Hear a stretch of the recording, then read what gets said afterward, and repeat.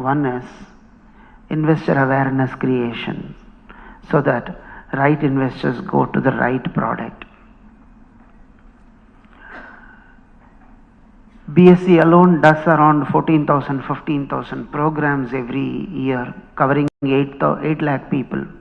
If you combine it with NSE, it will be a very, very, very large number. While it looks large, it is still insufficient. While we do all that, the investors should also be taught they need to protect themselves. Apart from all the protection we provide, then only it will work. That is one another important area.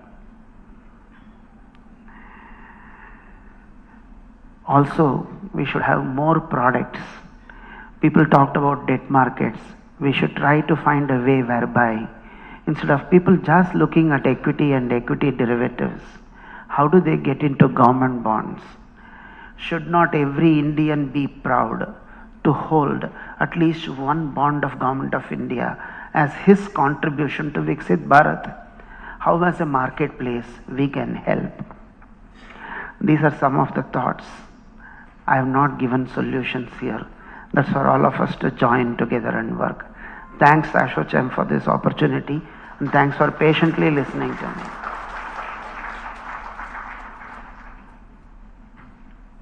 Thank you, Mr. Ramamurthy, for that engaging address.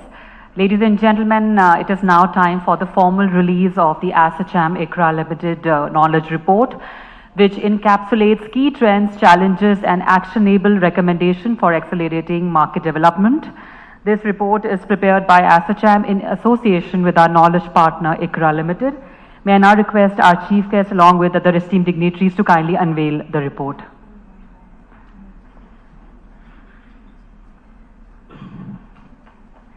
Ladies and gentlemen, with this we unveil the knowledge report. Can we have a round of applause going? ASSOCHAM ICRA Limited Knowledge Report. Thank you very much, dignitaries, for doing the honors.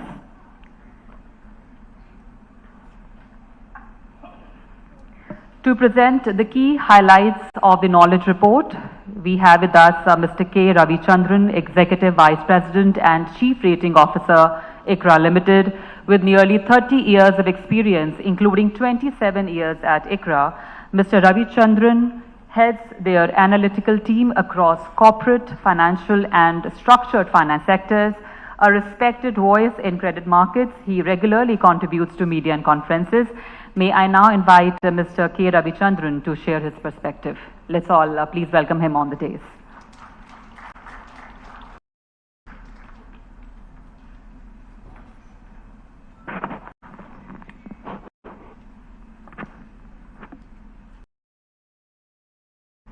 Respected SEBI Chairman, Mr. Chauhan, Mr. Ramamurthy, Mrs. Smith, Sheth, and distinguished participants. It's our honor to be the knowledge partner for this important event. Our team has put out an excellent report encompassing the entire gamut of capital markets, whether it is debt, equity, derivatives, commodities, InvITs, REITs, and so on and so forth. We have seen the evolution of the capital markets over the last few years. Especially post-COVID, there has been a dramatic shift in the way equity capital market has functioned. Perhaps people had more time during COVID time and they experimented with various trading apps and so on and so forth, and they got interest in the equity market. And today, the number of retail investors has exploded, so much so that regulator had to come in and stop the buoyancy in the sector through certain controls. Especially on the F&O market, there has been frenzied activity. Perhaps intervention was required. Otherwise, there could have been systemic issues. Barring that, the money raised through the IPO has been the hallmark of last few years. As per our estimates, almost 13 lakh crore worth of money was raised through IPO, of which almost 50% came from rights issue and public issue, and balance 50% from QIP and qualified QIP and preferential allotment and so on and so forth. And more importantly, if you look at the all-time high equity issuances, large IPOs, 7 of the top 10 IPOs happened during the last 5 years. That shows the extent of interest and development of our equity capital market. If you also look at other reasons as to why this market has developed so much, I would also think a lot of the procedural simplifications have played an important role. Ease of doing business guidelines have really helped. Listing timelines have been compressed quite a bit these days. Settlement cycles, have been, brought to almost zero. And if you trade today, tomorrow you are getting the money in your bank account. That is quite, unthinkable. In the last, 10 years back or 20 years back. So our settlement cycles are fairly robust and one of the best in the world. And otherwise, the debt side also, a lot of interventions happened from the government side.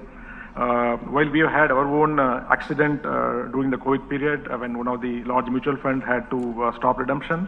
But since then, there has been a slew of measures which has simplified and improve the safety of the investors. I would think the backstop facility especially is really helpful, whenever there is any big accident in the debt market. So that fund has been and I'm sure this will help in the long run. And side also, if we were to see, capital raised was about 11 lakh crore in the last financial year. Which saw almost 100% growth over the if you look at the previous 5 year fundraising activity. While one can talk a lot about the corporate bond market, the issues remain, especially the fact that the people who are able to raise capital, they're largely AAA and AA rated companies, and within that, financial sector and PSUs, they've been dominating. Manufacturing sector presence is very limited. And companies who are in BBB and A category have largely been non-existent in this market. That is where more work needs to be done. And the recent past, there have been certain developments, especially AIF. They have been investing in these papers. The emergence of family offices and ultra HNIs, they also play an important role in the high yield market. And it's a matter of time before it explodes in the long run. Along with that, I also wanted to highlight the securitization market, both PTCs, pass-through certificates and direct assignments. Pass-through certificates issuance volumes have picked up across asset classes, whether it is the loans or mortgage or good amount of demand from the investors. Of course, long-term money is not really coming in, especially from the insurance companies. That is where the recent initiative by RMBS Development Corporation would be an important development, wherein they would be structuring the MBS and which will be placed with the large insurance companies. Hopefully, this RMBS market will be a happening market in the future, which will enable the housing finance companies to raise long-term sources of funding at competitive rates, which will enable them to grow their book and cater to the mortgage needs of the economy.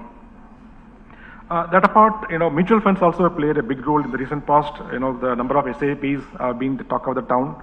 More importantly, the investors have a lot of maturity in recent times. Unlike the earlier era, whenever there was a big drawdown, people were redeeming. Today, even today also, while you are finding some redemption, but not anywhere closer to the earlier era. So maturity levels shown by the investors has been quite redeeming. I'm sure that would enable us to leapfrog on the AUM side and both on the equity side as well as debt side, and a lot of hybrid schemes are also in the market. But all that would help both debt market and equity market. I also want to briefly touch upon the InvITs and the REITs, which have really helped the stressed developers to recycle capital and reduce their leverage levels. More than 24 InvITs have been in the market, and they've been able to raise capital from sovereign wealth funds, large pension funds globally, and so on and so forth. But unfortunately, the retail interest in the InvITs is relatively thin, and that is where a lot of work needs to be done.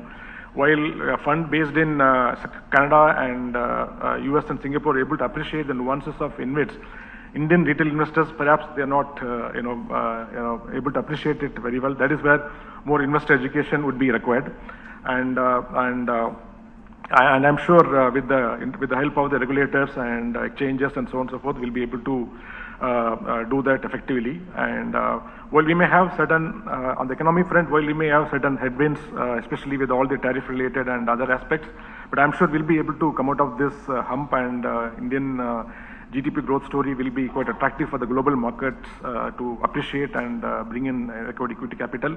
Unless we have a vibrant equity capital market and debt capital market, we will not be able to achieve the status of a developed country. I'm sure with all the collective support of government and regulators and exchanges and the media and rating agencies, etc., I'm sure we'll have a vibrant market and we'll be able to achieve the developed country status by 2047. Thank you for your patient hearing.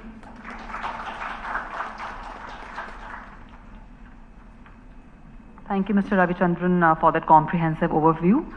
Ladies and gentlemen, if you wish to get the soft copy of the knowledge report, then you can scan the QR code which is kept at the registration desk.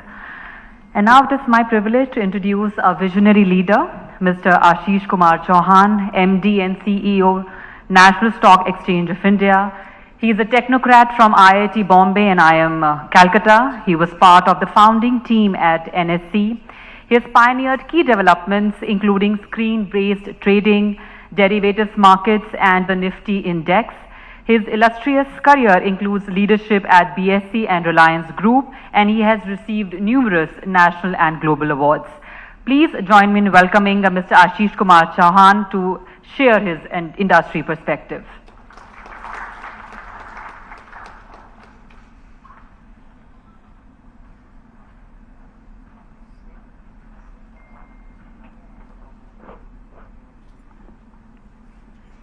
Respected Chairman, Securities and Exchange Board of India, Shri Tuhin Kanta Pandey ji, Shri Manish Singhal ji, Secretary General ASSOCHAM, Shri Sundara Raman Ramamurthy ji, MD and CEO BSE, Sushri Nipa Seth ji, Chairperson, National Council on Corporate Bond Market ASSOCHAM and Founder Director Trust Group, Shri K. Ravichandran ji, Executive Vice President and Chief Rating Officer, ICRA Ratings Limited, Sushri Aditi Mittal, Co-Chairperson, National Council on Corporate Bond Market, ASSOCHAM, and Director, AK Group, senior officials from SEBI, officials and members of ASSOCHAM, leaders from capital market institutions, media personnel, distinguished guests, ladies and gentlemen,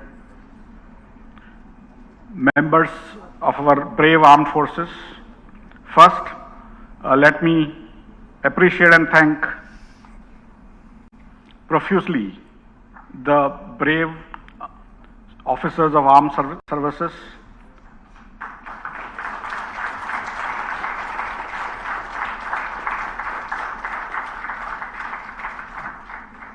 especially during last few weeks in protecting the country. We are proud of you. We are with you. Stock market, wealth creation, economic activities to thrive require a terror-free society. And our armed forces have time and again proved their mettle and their valor and provided great service to the nation for keeping us all safe. So thank you once again. Let's give them a big hand.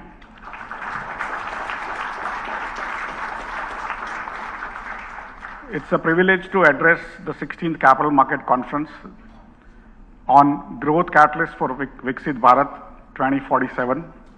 It reflects the critical role capital markets and its shareholders play in creating a virtuous cycle of economic growth, capital formation, wealth creation, job creation, and many more. As India charts its path towards becoming a developed economy by 2047, vibrant and inclusive capital markets will be central to mobilizing resources and supporting the financial well-being of the people of India. For over a century, ASSOCHAM has stood as a pillar of knowledge and advocacy, fostering dialogue, generating impactful insights, and bridging the gap between industry and policymakers. Your relentless efforts in promoting a robust, inclusive, and forward-looking economy are truly remarkable.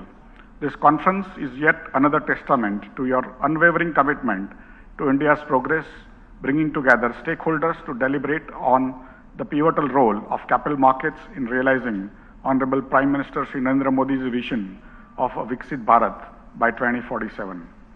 India today shines as a beacon of stability and opportunity in the global economy.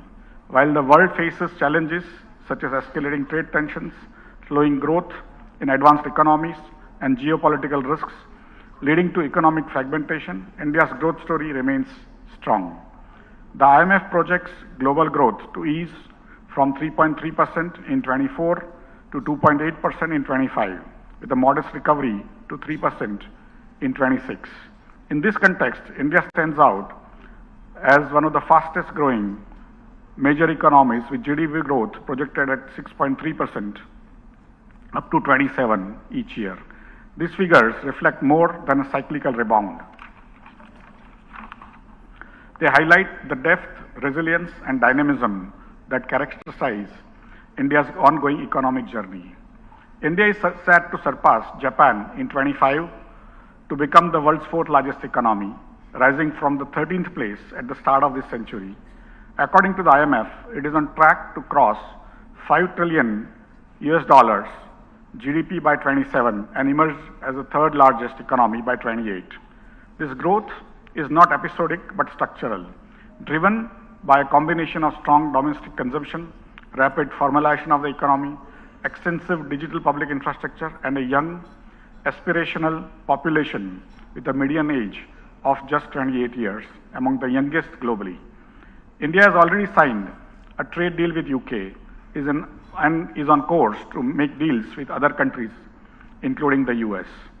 India's equitable capital markets have mirrored the strength and growth of the broader economy, reflecting the country's evolving economic landscape. Today, India ranks as the fourth largest equity market globally, trailing only the US, China, including Hong Kong. Many times, Manishji, we have been given a fiction that Hong Kong is a separate country. It is not. In Japan, India's market capitalization has grown over 120 times in 30 years since NSE started operations in 94, which stands today at above 440 lakh crore rupees or $5.1 trillion. The market capitalization of NSE listed companies is sixfold in last 11 years since the new government of Mr. Modi took over in 2014. On similar lines, the market capitalization to GDP ratio has more than doubled from 60% in financial year 14 to now 124% in financial year 25. This is a remarkable achievement considering no other country in the per capita income range of $2,500 to $15,000 boasts of a comparable market size. The market capitalization of Indian equities now stands at nearly 1.6 times the size of India's banking sector, underscoring the growing significance of capital markets as a key of economic expansion. The Nifty 50 index, which completed 29 years in April 25, has delivered a long-term compounded returns of 11.8% in rupee terms and 8.5% in dollar terms in 29 years, outperforming global benchmarks like the S&P 500 of 7.6% compounded returns in last 29 years and gold at 7.7% in dollar terms. So many times I say that US required Warren Buffett, India requires Nifty. In the past 3 decades, NSE has been at the forefront of transforming the capital markets in India, enabling a fair, efficient, and transparent market. India has been leading several first-of-its-kind initiatives in the capital markets worldwide. Many of the pioneering initiatives in Indian financial markets were conceived and commenced at NSE.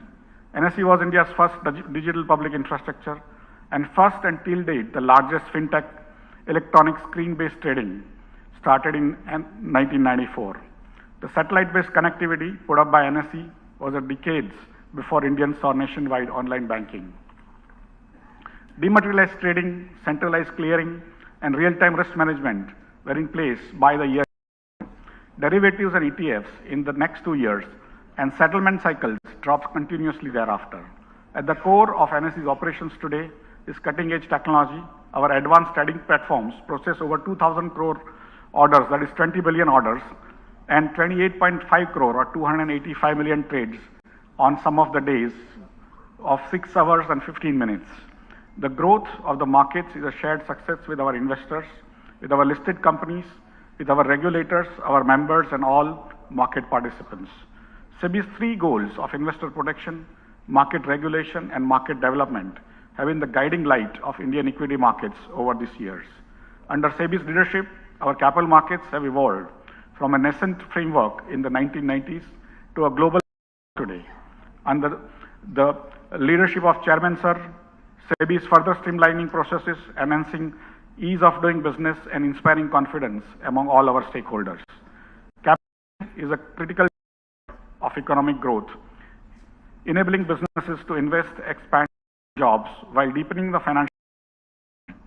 NSE has played a pivotal role in during financial year 22 to 25. Total capital across markets exceeded rupees 60 lakh crore from NSE alone. If you add BSE, it will be even more, which was nearly double the net increase in outstanding bank credit to industry and services sector during the same period. That stood at 32.3 lakh crore. Alone, NSE enabled a total capital raising of 18.7 lakh crore through equity, business trusts and debt, a 35% year-on-year increase over a year ago. Further, NSE was a global leader in IPO fundraising in calendar year 24, having raised about 1.67 lakh crore or $19.5 billion through 268 IPOs, which was among the highest raised by any exchange in the world. And this is in contrast to Singapore and UK losing listed companies for year on year. Looking ahead, India's vast and dynamic ecosystem presents immense opportunities with over 6 crore MSMEs, along with more than 125,000 startups and 130 unicorns. The potential for market listings is substantial. To sustain investor trust, it is essential to attract high-quality companies with the transparent disclosures, robust financials, and strong corporate governance, ensuring the market's depth, resilience, and long-term appeal. India's capital markets have transformed into a powerful engine for household wealth creation, underpinned by rising investor participation and robust regulatory safeguards. Small investors from Dibrugarh to Jorhat, or from Ladakh to Andaman Nicobar, now confidently invest in companies located far away in Salem or Rajkot, trusting the integrity of the system. NSE's unique investor base now stands at 11.3 crore, with investor accounts surpassing 22 crores, spanning 99.9% of India's PIN codes, barring only 28 of them. 28 PIN codes today do not have NSE investor, and most of them are airports where you can't do KYC. Most of which are due to the e-KYC and video-based KYC that SEBI introduced during COVID time. This growth has been remarkably rapid. The last 2 crore addition came within just 5 to 7 months each. Beyond the numbers, the demographic profile of investors is also evolving. The median investor age has declined to 32 years, and women now account for 1/4 or 25% of all investors. Today, 1 in 5 Indian households has a direct exposure to stock markets compared to 1 in just 15 5 years ago. That also shows that India is becoming increasingly middle class. Individual investors have now become central to India's capital markets with their ownership, direct and via mutual fund, in NSE-listed companies, rising from 10.9% in financial year 14 when Mr. Modi took over, to 18.2% in financial year 25, overtaking FPI ownership for the first time since 2006. The rise in investor participation has driven substantial wealth creation, with estimates suggesting that rupees 46 lakh crores has been added to household equity wealth during last 5 years from financial year 21 to financial year 25. This behavioral shift is mirrored in mutual fund participation as well, with SIPs becoming a popular route for long-term investing.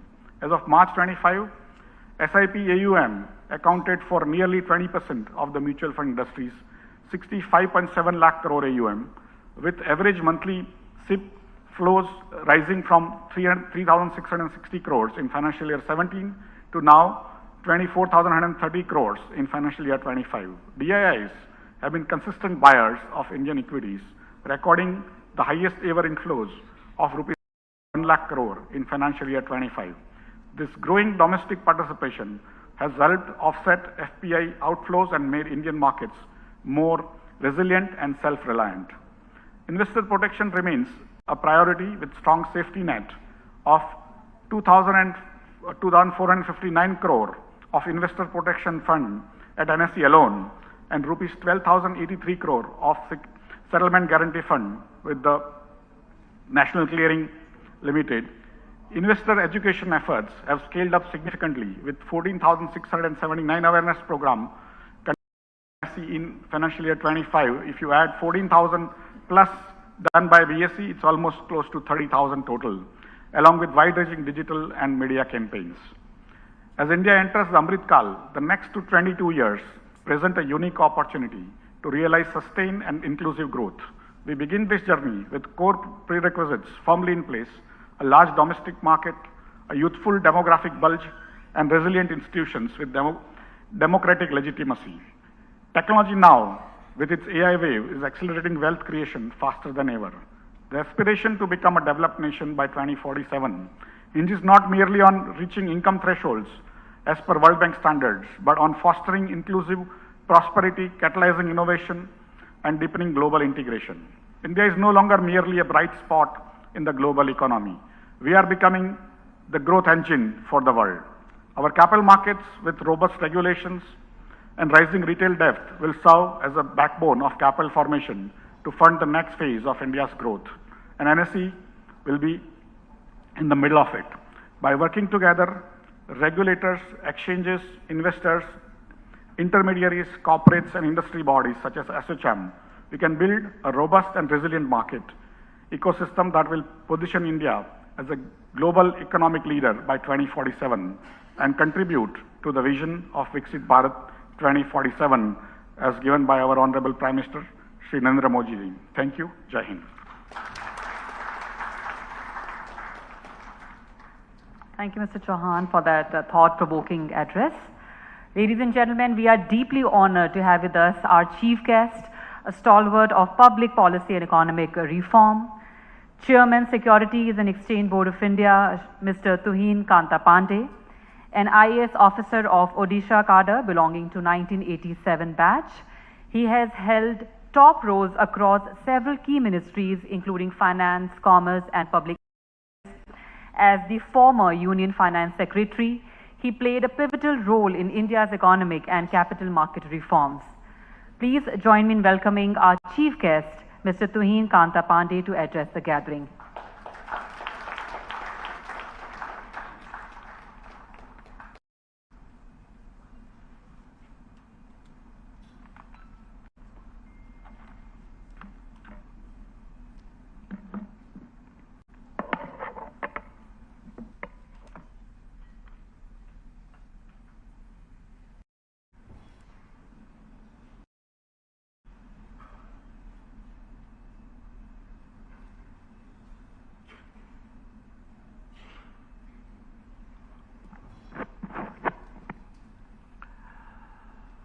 Distinguished industry leaders, partners in national building, and esteemed guests, a very good morning to you all.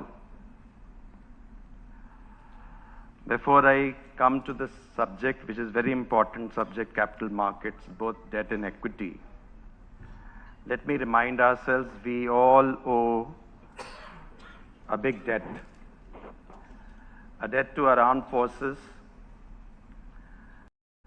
and we bow our head in gratitude, all of us.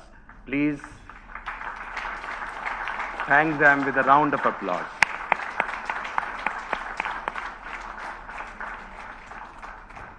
Unless we are secure, our economy cannot grow. It's an honor to be here today and share my thoughts on the key growth enablers that can propel India towards the ambitious yet achievable vision of becoming a Viksit Bharat, a developed nation by 2047. As we stand at this pivotal juncture in our economic journey, it's clear that India's transformation will be powered by a convergence of long-term investments, infrastructure expansion, technological innovation, and deep institutional reforms. The government's commitment to building world-class infrastructure improving ease of doing business, and unleashing entrepreneurial energy has already begun to redefine the contours of our economy. Digital transformation, the emergence of AI, and the strengthening of digital public infrastructure are unlocking efficiencies and inclusion on an unprecedented scale. These developments, combined with strong macroeconomic fundamentals, policy stability, resilient market ecosystem, are creating an enabling environment for sustained capital formation and productivity-led growth. While India's banking system continues to play a vital role in credit intermediation, it alone cannot meet the vast and long-term capital requirements of a rapidly growing economy. The scale of investment needed to fund infrastructure, clean energy, innovation, and industrial expansion demands diverse and sustainable sources of financing. Capital markets bridge this gap by offering a platform for equity and debt financing, enabling businesses to access patient capital without over-reliance on debt or collateral. How are the capital markets fueling India's? Well, the Indian securities market is not merely a facilitator of financial transactions, but a powerful engine of capital formation. Our capital markets have become an essential channel in which domestic savings and foreign investments are directed into productive economic activity. This is helping fuel innovation, entrepreneurship, job creation, and infrastructure development. And the Indian capital market has seen remarkable growth over the past few years. At the cost of repetition, previous speakers have spoken about a lot of statistics. I would also like to focus on some of them, just to give you the size of the Indian security markets, the role they can play. Past 10 years, around 93 lakh crore has been raised from the capital market through both equity and debt issuances, supporting growth across sectors. Our market has facilitated average equity issuance of around 2.5 crore per annum over the past decade, supporting business expansion and innovation. FY25 marked a record year with 1.7 lakh crore raised through 320 IPOs, the highest number ever, underscoring the growing depth and vibrancy of our equity markets. Market capitalization of listed companies has risen from around 150 lakh crore at the end of FY19 to rupees 423 lakh crore as at the end of April 2025, reflecting strong investor confidence and robust corporate performance. Average daily trading volume have grown significantly from rupees 35,000 crore in FY19 to over 1 lakh crore now, indicating deeper liquidity and broader participation. And let's look at the investor participation itself. The number of unique investors in security market ecosystem has almost tripled since March 2019 to reach over 13 crore now. Of course, demat accounts are much larger, over 19 crores, but unique investors are over 13 crore, signaling the growing trust of retail investors in capital markets. However, there is still a huge potential to expand further. If you just compare the US market and Indian market, the level of retail participation in India is still much lower than US. And in many respects, we are, sort of following the dynamism of US markets. India's population is predominantly young, aspirational, and increasingly financially aware. This demographic presents a unique opportunity to deepen and broaden our capital markets. As per industry estimates, around 1/3 of Gen Z investors are participating in the securities market, an encouraging sign of growing financial engagement at an early age. This trend reflects not only the rise in formal financial systems, but also signals a significant opportunity for long-term wealth creation and inclusive participation in the nation's economic progress. Assets under management. The retail participation in securities market is further reinforced by the growth in mutual fund industry, with asset fund under management increasing from 24 lakh crore at the end of March 2019 to 70 lakh crore as of end of April 2025. Mutual fund SIP flows have been seen steady growth over the years, with annual contributions rising from less than 1 lakh crore in FY19 to 2.9 lakh crore in FY25. As a result, SIP AUM has expanded nearly fivefold, that is from 2.7 lakh crore in March 19 to 14 lakh crore as at end 2025. Alternative investment funds are playing an increasingly important role in India's journey towards becoming a Viksit Bharat by channelizing long capital into high impact areas such as startups, infrastructure, innovation, and emerging sectors. AIFs are helping critical funding gaps that traditional sources may not fully address. They support risk-taking, promote entrepreneurship, and enable the development of future-ready sectors, which are the key drivers of a developed economy. The significant growth in AIF investments from 1.1 lakh crore as of March 19 to 5.4 lakh crore as of March 2025, which is 5 times, reflects the growing relevance and potential to catalyze sustainable, inclusive economic growth in the decades ahead.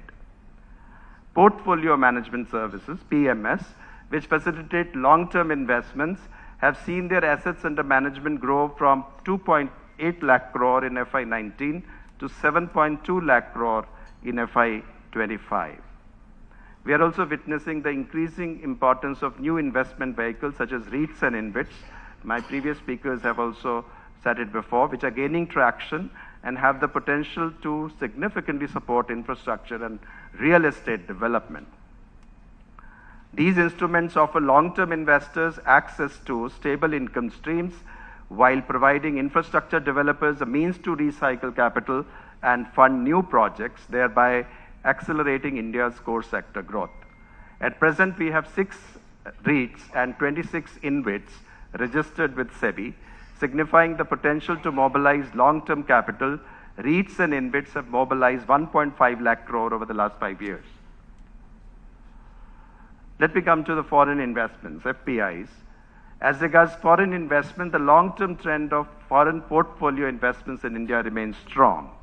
The equity assets under custody of FPI has increased from 21 lakh crore in FY15 to 69 lakh crore as at end April 25, representing around 17% ownership in Indian listed companies. Reinforcing sustained global confidence in India's growth story, India's share in the MSCI Emerging Market Index has risen significantly from less than 9% a decade back to 19.2% as at end of April 25, highlighting the country's growing weight in global portfolios. What's the SEBI's role in enabling how do we enable markets? And I think at SEBI we recognize that for capital markets to remain a driver of growth, we must continue to foster trust, innovation, and accessibility. Our focus remains on promoting ease of doing business in the securities market through regulatory simplification, faster approvals, and technology-driven oversight. We are committed to a framework of optimum regulation, one that ensures investor protection while allowing businesses to innovate and thrive. Some of the building blocks. SEBI has taken various measures to create building blocks to facilitate capital formation and prepare the market ecosystem, which is resilient and future ready. Some of these measures are reduction in timeline of shares in public from 3.6 to 3.3 working days. Fast tracking of the right issue, easing on the onboarding process of FPIs, Light framework, upstreaming of clients' funds to CCs, that means clearing corporations, to ensure client funds are protected, strengthening the governance of MIIs, two of the leading MIIs, their heads are sitting over here, strengthening of corporate governance for listed companies, and that's very important too. SEBI remains committed to fostering innovation and expanding the product landscape to support the dynamic needs of a growing economy. In this direction, the recent initiative includes granting in-principle approval for electricity derivatives, a potential tool to hedge against the volatility in energy sector. Further, to provide more flexibility to the investors and bridge the gap between mutual funds and PMS, we have introduced a new asset class, which is specialized investment fund. Let me state something about strengthening debt markets, which are generally, not being talked about. Our emphasis always has been on equity markets, but traditionally, in many markets abroad, debt markets are much larger than even equity markets. We do have a GSEC sector, the government bond market, but I'm talking of here the corporate bond market and the market which the SEBI regulates. Over a period of time, SEBI has taken several steps to strengthen the corporate bond market architecture. For instance, earlier issues of private placements were usually negotiated by the issuers directly with investors or through arrangers. The process was time-consuming and inefficient. Introduction of electronic book provider platform, which is EBP platform, addressed these issues and led to increased efficiency and better price discovery. In order to streamline the issuance process, improve transparency and liquidity in the corporate debt bond market, we have taken continuous measures. Recently, we have expanded the scope of EBP platform to include issuance by REITs and InvITs as well. Now the electronic book mechanism has been made mandatory for the debt issuances of 20 crore or above, which was earlier 50 crore.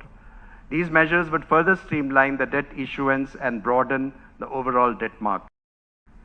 The request for quote, which is RFQ, and online bond platform providers, OBPP, are facilitating improved price discovery and secondary market activity. These initiatives have made fixed income investments more accessible to institutional as well as retail investors. As a result, the total number of clients registered in the OBP segment have now increased from 3.5 lakh in FY24 to 5.6 lakh in FY25. Further, the value of trades in corporate bonds through RFQ platform has gone up by 55% to 5.3 lakh crore in FY25 from 3.4 lakh crore the previous year.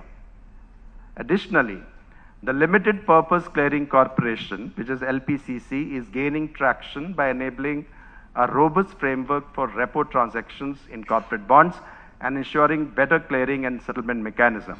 In March 2025, trade volumes of LPCC has increased to over 35,000 crore from modest beginning of rupees 480 crore in July 2023.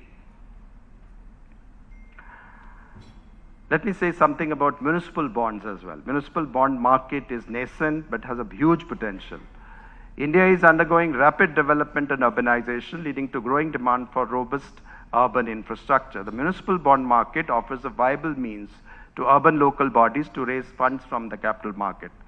To create a more diversified capital market ecosystem and to strengthen urban infrastructure, we are encouraging capital raising through municipal bonds.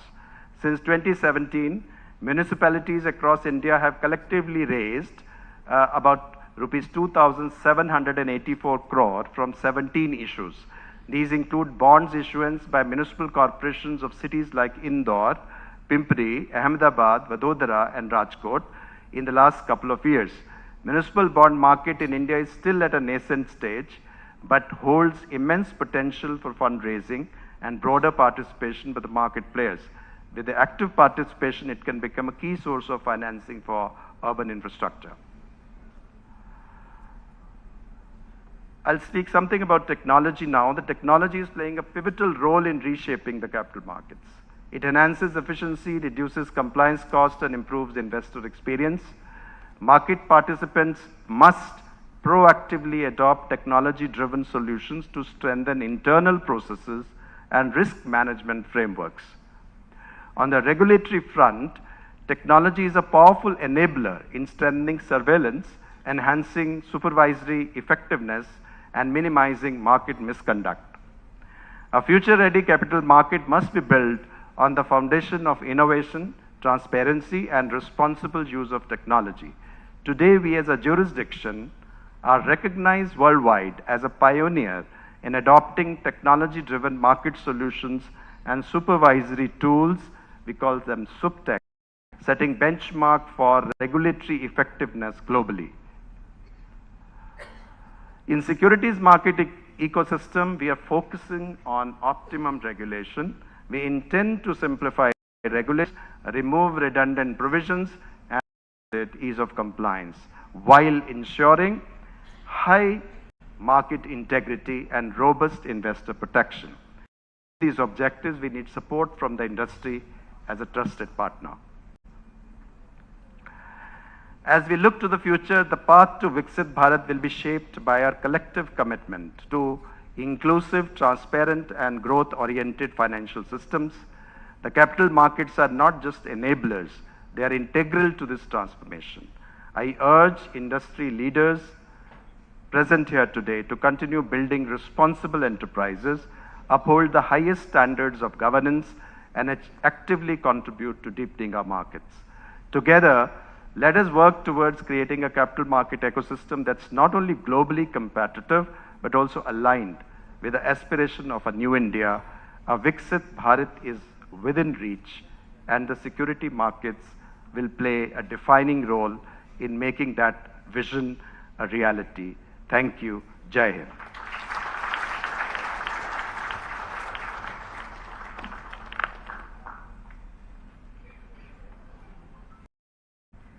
Thank you, Mr. Pandey, for that inspiring address. Forward to your esteemed presence, times also with us. To conclude the inaugural session, I now first introduce and then invite Ms. Aditi Mittal, Co-Chairperson, National Council on Corporate Bond Market, ASSOCHAM, and Director Group. She is a chartered accountant with a vision to make corporate bond markets more vibrant. She has been driving strategy and expansion both in India and globally. May I now request Ms. Mittal to please deliver remarks.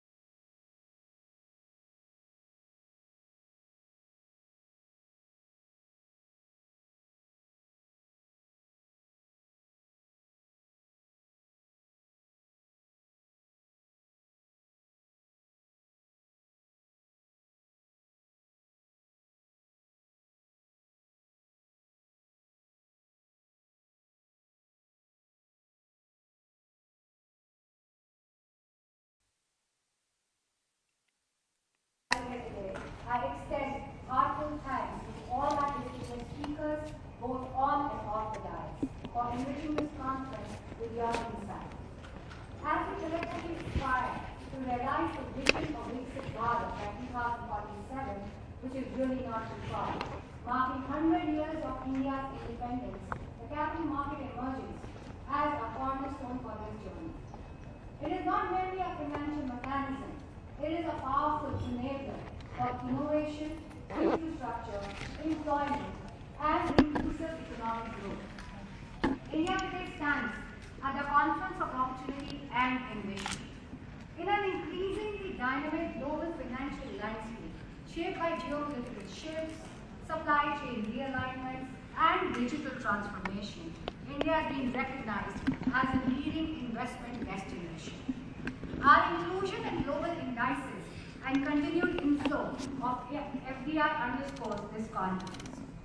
Domestically, progressive initiatives like the production-linked incentive schemes, Startup India, and Make in India are creating a vibrant investment climate. These efforts are not just strengthening our financial ecosystem, but are laying the groundwork for long-term economic resilience. The capital market is also undergoing a technological revolution. Digitization, AI-driven analytics, robo-advisory, and blockchain are not just enhancing transparency and efficiency, they are also redefining the investor engagement. Regulating innovations like SEBI's sandbox framework reflect a forward-looking approach that embraces the change while safeguarding the trust. However, even as we celebrate progress, we must remain cognizant of challenges. Market volatility, global uncertainties, and shifting interest rate environment demands robust risk management and regulatory agility. Equally important is our responsibility to deepen financial literacy, especially at the grassroots, and ensure robust investor protection framework. India has consistently demonstrated the ability to turn challenges into opportunities. From the economic reforms of 1991 to the resilient recovery post-COVID, that same spirit of innovation, inclusivity, and resilience must guide us as we build towards 2047 Viksit Bharat. In conclusion, the Indian capital market is more than just a financial arena. It's a mirror of our collective aspirations. To achieve the vision of Viksit Bharat 2047, our market must continue to evolve as inclusive, transparent, technology-driven, and globally competitive. And same can be witnessed with the progress that we are seeing and the support we are seeing from the MIIs and from the regulators. I also take this opportunity to sincerely thank our generous sponsors whose support has made this important conference possible. A special word of appreciation goes to ICRA Limited team for their valuable contribution in preparing the comprehensive knowledge report, which will serve as a key resource in addressing current challenges and shaping future strategies. With these words, I invite you all to join in extending a warm round of applause to our distinguished speakers and participants for their valuable presence and insight. Thank you and Jai Hind. Thank you very much, Ms. Mittal. Ladies and gentlemen, with this we conclude the inaugural session. I request the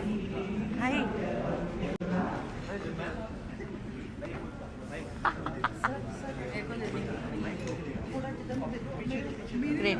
I'll send you virus. I'll record. All we know they might be. Are you now? बैठने से बहुत problem है उठने में बहुत problem है and it's affecting my back, lower back. Sure.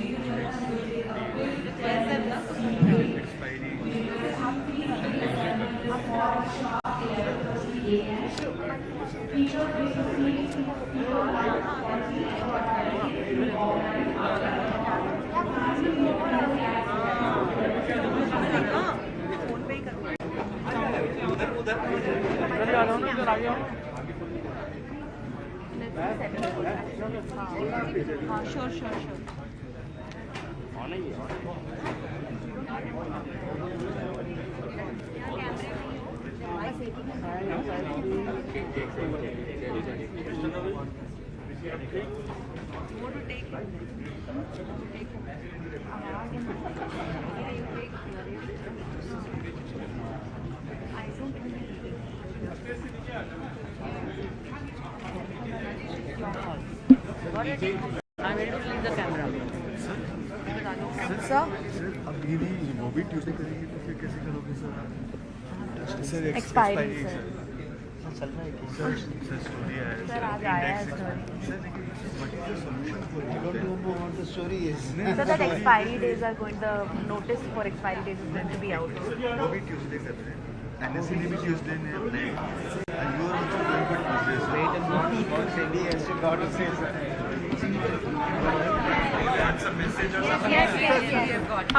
I've asked the SEBI communication to come also.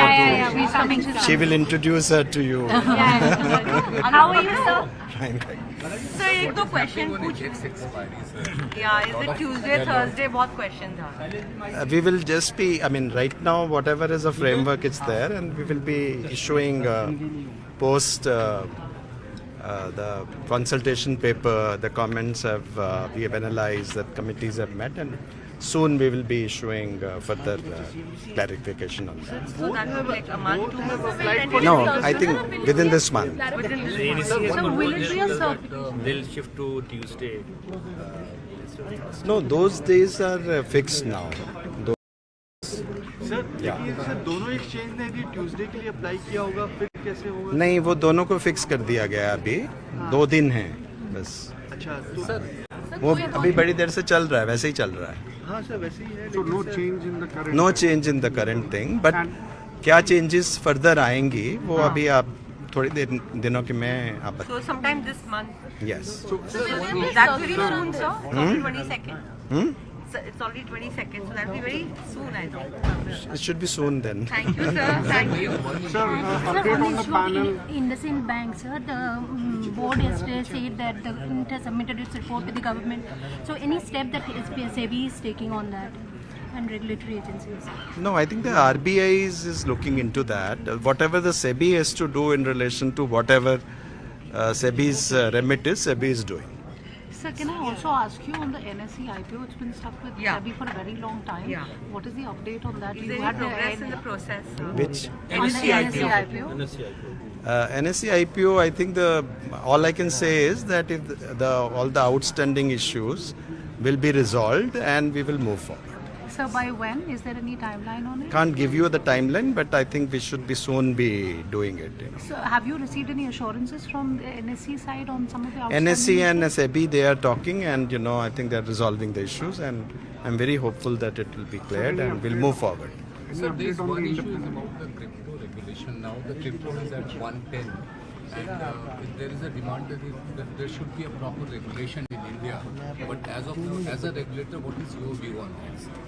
No, that is a policy call is to be taken by the government. Crypto as such is not a security at the moment under the SEBI's remit. So also on the NSEL matter, sir, is there any settlement scheme that's likely for the commodity brokers on the NSEL scam that happened earlier? NSEL is. NSEL. Yes, I think we are working on it. That will be through soon. And sir, also are we looking into the corporate governance issues of IndusInd Bank after GenSol, that initiative that you taken? I replied, whatever. Okay, that RBI is looking into. It's RBI's remit, so far as a bank is concerned. But to an extent, whatever there could be, if there are any egregious violations by anyone in its capacity, that SEBI is looking into. Okay. So just coming back on that expiry date, sir. So just queries coming in that. So as of now, there is no change. Tuesday and Thursday is what it is at the moment. But going forward, waiting for your further directions, that may change. Great, sir. Thank you, sir. Thank you, sir. Thank you very much. See you tomorrow. Thank you. See you.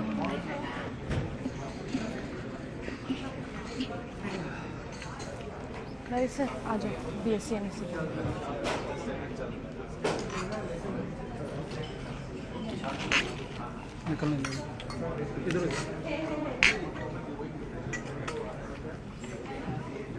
BSc NSE.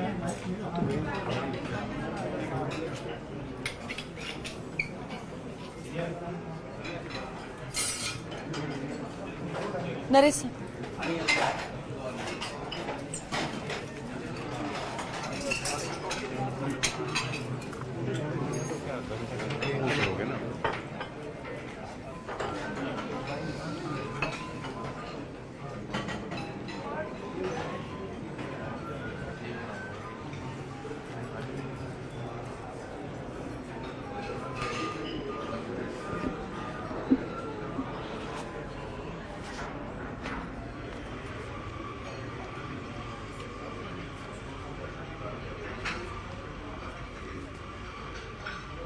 Sir, can I have 2 minutes? Yeah, you just. I think you have a mic on, right? That's not recording, can you please? Okay.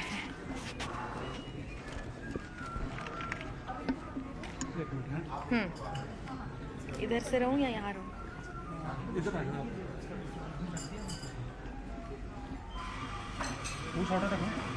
नहीं, sir के ऊपर रखिए और 2 shot start करिए.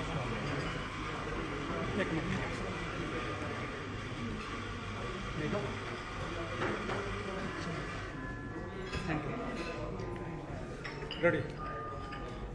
Sir, thank you so much for joining us here on CNBC TV 18. Let me begin by asking you about what you said. You spoke about the deepening of the capital market and how it's been doing in the past few years. Could you give us a direction? We just saw a volatile period in the capital market. How has it been going and what is the kind of outlook that you have? Broadly speaking, India is considered, even for next 3-5 years, the fastest growing large economy in the world. And the numbers of the growth rate varies from 6.3 to 6.5%. If you take any agency which predicts such things, and compared to that, the world is slowing down. So effectively, a lot of capital is expected to come into India. There will be some temporary sort of ups and downs because of the way the world is realigning itself to the newer realities of the sort of going away of the multilateralism, and a lot of bilateral trades are happening, bilateral treaties are being done, and so on and so forth. So that's where the world is in what I call in the matter of flux relating to not only geopolitics but also geoeconomics, and that's where I think India's growth is literally a beacon of light, and people have recognized that. So the tariff situation is evolving every day, and as you said, multilateralism and bilateral ties are becoming more important now for more countries. How do you see that situation panning out with India and US, and how do you see that situation panning out in presence of China, the kind of tariffs that we have seen, and what has been happening geopolitically in the past? In its early days, everyone is recalibrating their strategies. Europe is a very large player in the game. Many of us forget to discuss that, but they have their own strategies. Other independent blocs like China or India will have their own strategies. To be seen finally how it settles down with the US, but also across ASEAN and many other blocs. And so it is just what I call a beginning of a change where India is not been a very large part over the last 30-40 years of the trade portion of it, that is the manufactured goods trade, because we have been more in services, but we are getting an opportunity to realign our manufacturing to ensure that when the world is trying to move away from China, India has a legitimate claim, and of course with its skilled workforce and low labor cost, we should be able to make a good dent in the manufactured exports also. Okay, so FII out was also some of the concerns, was one of the concerns in the past few months for the Indian market. Has that stabilized, and what do you think in terms of after Operation Sindoor? You know, a lot of talk about that was happening. How do you feel about that? In a way, the FPIs were moving away because of the strengthening of US for last almost a year. Month onwards, I think April onwards, the FPIs have started investing in India in a big way. There is also